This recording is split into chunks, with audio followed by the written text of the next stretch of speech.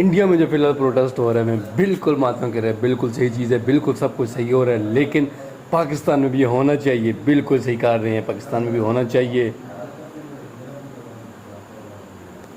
تو ایسے ایک مزاق کی بات ہے، لیکن سچ میں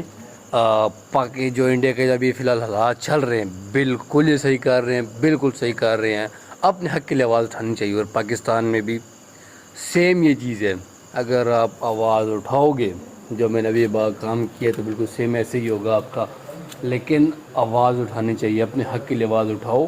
ورنہ تو پھر اور کچھ نہیں ہوگا۔ اب جیسے بات کرنی ہے کہ ویسے جیسے کہ ٹائم ٹو ٹائم مودی جیسے ایکسپوز ہو رہا ہے، اور ویسے ہی پاکستان میں بھی سیم ٹو سیم یہ شریف فیملی بھی اس طرح ہی ایکسپوز ہو رہی تھی، اور انشاءاللہ یہ جین زی جنریشن ہے نا، یہ کل کو اپنے جو بچے وغیرہ ان کو بتائے گی کہ ہم نے کچھ بدلاؤ لایا تھا، اور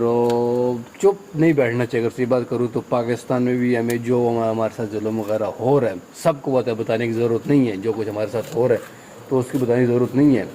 تو ہمیں بھی اٹھنا چاہیے، ٹھیک ہے۔ ایک دوبارہ آئے ہیں یہ لوگ، لیکن پھر سے بیٹھ کے ہیں، اور بس اٹھنا چاہیے۔ پہلی بات، دوسری بات کہ جو انڈیا میں جو ہو رہا ہے بالکل صحیح ہو رہا ہے، بالکل صحیح کرو۔ پاکستان سے میرا سپورٹ ہے،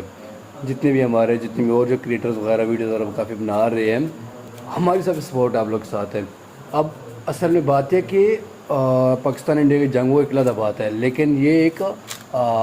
پڑھائی، جس طرح ایک بندے نے بات کی، بڑی اچھی بات کی، اس نے بولا ہے کہ ہم جو غریب جو مڈل کلاس لوگ ہیں، ہمارے کے لیے ایک ذریعہ ہوتا ہے پڑھائی کر کے آگے بڑھنا، اور اگر پڑھائی میں پھر اگر آپ کا یہ ہو تو پھر تو مشکل ہوتا ہے، پھر بہت غلط چیز ہے۔ اور دوسری چیز جیسے ادھر آئی آئی ٹی ہے، آئی آئی ٹی کہتے کیا کہتے ہیں، ویسے ہی سیم ٹو سیم یہاں پر سی ایس وغیرہ، اور بس اب اس کے علاوہ اور کچھ بولنا نہیں چاہتا، کیونکہ وہی ہو جائے گا۔